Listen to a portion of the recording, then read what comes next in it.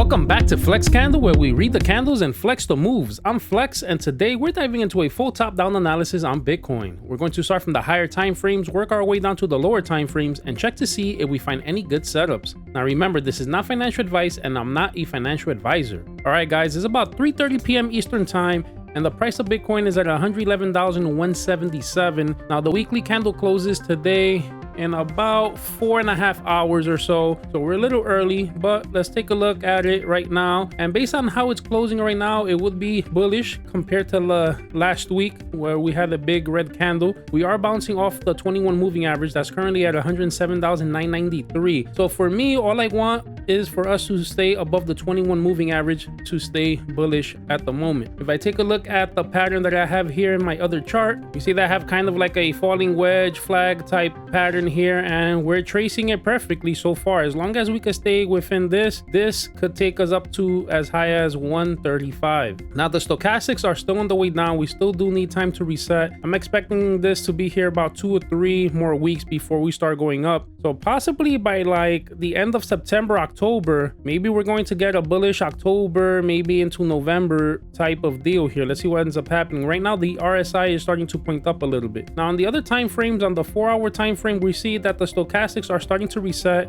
We still haven't fully curved up yet. On the 3-day, we are starting to see a curve starting to form up. So maybe this is going to start coming up soon. We are above the 50 moving average, which is at 107,724, but we must get above this 21 moving average as soon as possible. The 2-day chart, we see that the stochastics are already rolling up as well. We have to get, though, above this 50 moving average. We still haven't been able to maintain ourselves above there. Now, on the daily chart, we are still below the 100 moving average. That's at 111,879. The 21 moving average is not too far away. That's at 111,802. Now, the stochastics yesterday kind of looked like they were rolling over, but now they look like we're starting to go back up. The only thing is that we're starting to get close to the top. So how far are we going to be in the price range once the stochastics are toppy? It looks like maybe we could be making it to the 50 moving average. That's about at 115k. From there, I don't know if we're going to get rejected. This kind of does look like an inverted head and shoulder pattern so far, and if that does happen, this would break us out to about 117,800, close to 118k. So I do feel like we could be headed there.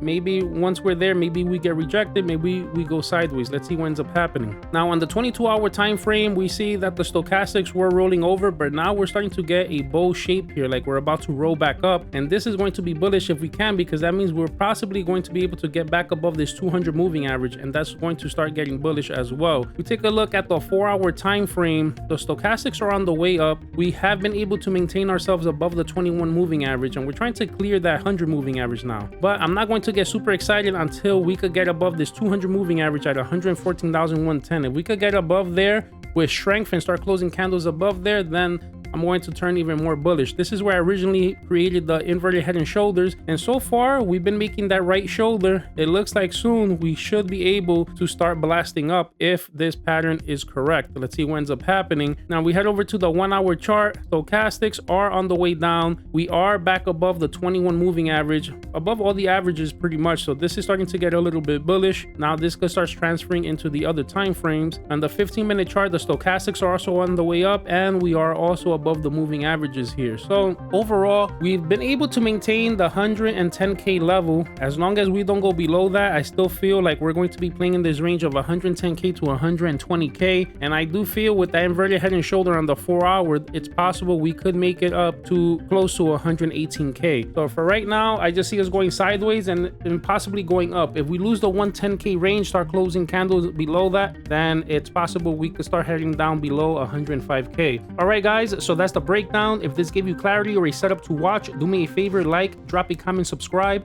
and if you have a stock or crypto you want me to go over, drop it in the comment section. This is Flex Candle, where we read the candles and flex the moves. Catch you on the next chart.